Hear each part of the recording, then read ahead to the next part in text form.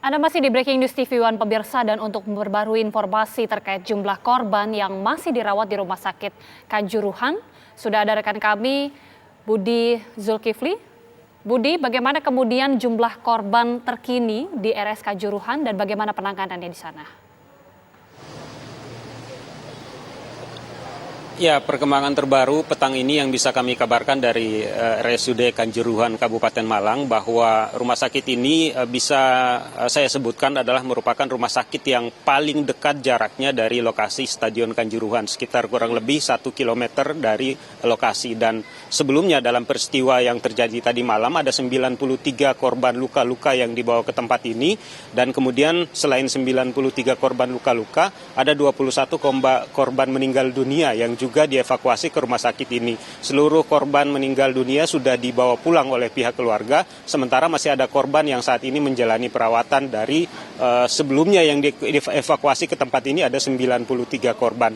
Dan saat ini saya sudah bersama dengan Direktur Rumah Sakit RSUD Kanjuruhan Kabupaten Malang, Dr. Bobi Prabowo. Selamat petang, Dok. Selamat malam, Mas. Selamat malam, Pak Dokter. Mungkin bisa disampaikan kepada kami apa perkembangan terbaru dari para korban yang dirawat di rumah sakit ini, Dok? Ya, syukurlah, Mas. Semua sudah teratasi ya. Walaupun ini benar-benar musibah yang tidak bisa dilupakan ya. Dari 93 yang kami rawat itu, sekarang yang saat ini yang kami rawat itu total ada 9. Yang 2 itu sudah masuk ke ICU, dan yang 3 akan kami masukkan ke ICU juga, dan 1 sudah, syukur alhamdulillah sudah post-op, sudah selesai operasi dan sukses, dan yang 2 itu kami observasi lagi dan tampaknya membaik terus, kemungkinan akan kami pulangkan. Berarti ada 5 korban yang bisa dikatakan kondisinya cukup parah.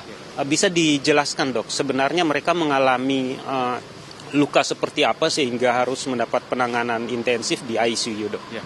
Sepertinya kebanyakan yang 5 ini adalah hipoksia berat ya, jadi kekurangan oksigen yang berat, dan ada trauma kepala, jadi macam gegar otak ya.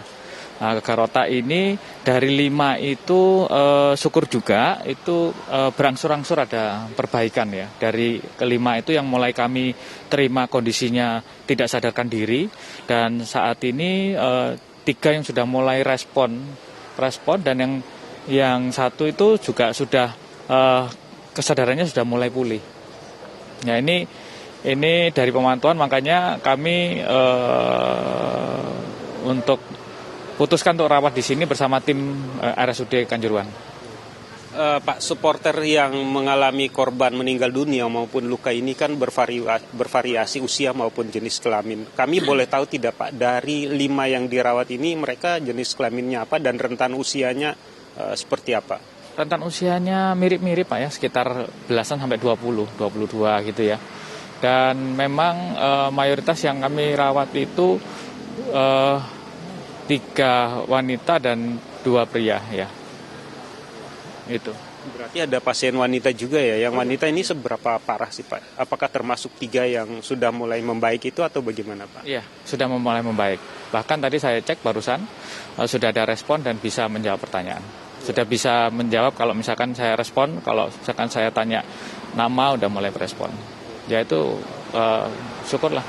Kami juga cukup senang. Pak, kita tahu ini sementara lagi persiapan. Informasinya Kapolri sebentar lagi akan datang ke rumah sakit ini. Seperti apa persiapan di sini untuk nanti akan diberikan penjelasan barangkali begitu kepada Kapolri, Pak? Ya, kami akan menjelaskan dengan data ya, berapa jumlah yang kami tangani dan berapa jumlah keseluruhan, dan juga beberapa yang sampai saat ini masih kami rawat dan kondisinya bagaimana. Nanti kami ajak juga Pak Kapolri untuk melihat langsung kepada kondisi pasien real di rumah sakit. Pak, kita boleh tahu tidak, Pak, mereka yang dirawat ini apakah memang para supporter yang berasal dari Kabupaten Malang atau sebenarnya mereka yang jauh dari luar kota sini, Pak? Ada yang dari Sidoarjo ya, yang lainnya dari Kabupaten Malang. Iya. Berarti dari para korban yang masih dari Malang ya. Kemudian pihak keluarga bagaimana, Pak, terkait dengan para korban yang masih dirawat ini? Apakah sudah ada yang datang kemudian meminta informasi lebih detail atau gimana, Pak? Ya, sebenarnya sudah semenjak subuh tadi udah bertemu, udah ketemu sama keluarganya semua, dan sudah sampai saat ini pun sudah ada yang dampingi, baik yang dari Sidoarjo maupun dari Kabupaten Malang sudah dampingi terus mulai dari tadi pagi. Dan kami terus melakukan KIE ya untuk memberikan informasi tentang kondisi-kondisi keluarganya yang kami rawat. Pak, kita review sedikit ya Pak. Ini kan peristiwanya menurut kronologis yang kami tahu.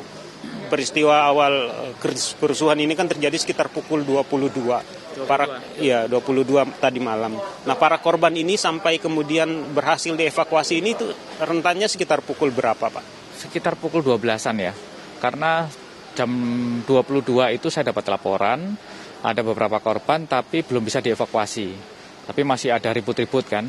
Sehingga ambulan yang kami standby-kan di pemerintahan daerah, di Pemkab di sebelah rumah sakit, itu kami standby-kan ada kurang lebih 6, tapi belum boleh bergerak sampai polisi mengizinkan untuk kondisinya aman dan ambulan bisa bergerak. Nah, setelah ambulan bergerak, langsung dievakuasi ke sini, baik yang ringan, sedang, dan berat. Sehingga gelombang pertama pasien-pasien yang ditangani itu masuk ke sini semua. Sehingga jadi penuh sini. Nah, jadi penuh, kemudian terblok kan akhirnya yang lain tidak bisa masuk, terpaksa langsung disalurkan kepada rumah sakit sekitarnya, kan ada rumah sakit Wafa juga, dan rumah sakit swasta lainnya untuk didistribusi supaya segera ditangani.